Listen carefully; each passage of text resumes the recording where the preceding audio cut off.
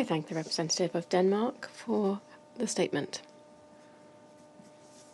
I now give the floor to the representative of France. Thank you, Mr. President, and please receive my best wishes for your presidency of the Council this month of August. I too would like to present my congratulations to the permanent representative of Pakistan for his effective presidency and that of his mission throughout the month of July. I'd like to thank the Assistant Secretary General for Political and Peacebuilding Affairs, Mr. Yencha, for his briefing. The weight of every word of it was fully understood. I'd like to also welcome our colleagues from Ukraine, Lithuania, Poland, and the European Union. Mr. President, once again we're meeting to discuss Ukraine. Why?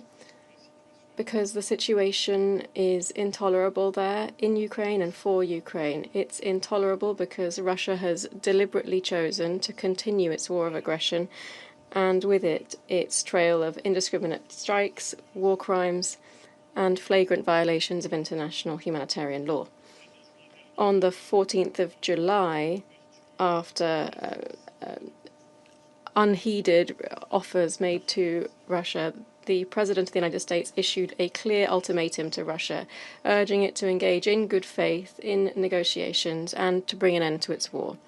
Since then, Russia has in total struck Ukrainian territory on more than 3,400 occasions, resulting in more than 80 civilian deaths and wounding more than 300.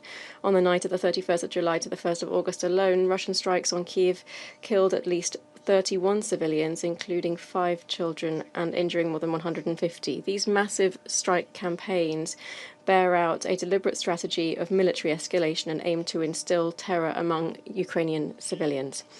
Behind the repeated falsehoods that we hear from Russia in meeting after meeting, the facts are damning. At the origin of this war, there is one thing: Russia's decision to invade a sovereign country that posed no threat to it in flagrant violation of the Charter and international law. Many of us reiterated this just yesterday. Russia's war of aggression is a war of choice, through choice made by Russia. Invading Ukraine and attempting to annex certain parts of its territory is pursuing an outdated form of imperialism, seeking to disguise this by claiming to fight neo-Nazism or to act preemptively against alleged NATO aggression is both a lie and an instrumentalization of the Security Council. Russia can every day choose to halt its aggression without compromising its own security, far to the contrary. Mr. President, as the people of Kyiv observe a day of mourning this Friday, Russia is stubbornly choosing to ignore calls for peace and to reject the ceasefire that Ukraine accepted 5 months ago and the entire international community is demanding. Russia is continuing with its delaying tactics.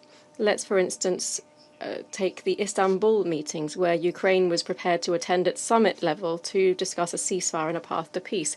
Russia downgraded these to expert-level discussions and reiterated demands tantamount to the mutilation and the subjugation of Ukraine. In truth, Russia seeks nothing less than Ukraine's outright capitulation. Through its Kremlin spokesperson, it bluntly states that it cannot at this stage achieve its objectives through diplomacy, and it must therefore continue its so-called special military operation, a euphemism for invasion and attempted annexation. Until when? Mr. President, the Council can no longer merely observe that the aggressor refuses to bring an end to its aggression, above all when this aggressor in the Charter has a special responsibility, that is to permanently protect states from aggression and to permanently protect international peace and security. The Council must compel the aggressor to comply with this by demanding a full, immediate and unconditional ceasefire. That's our role and our duty. The Charter entrusts this to us and the world expects us to fulfill it. Thank you very much. Agradezco al representante. I thank the representative of France for the statement.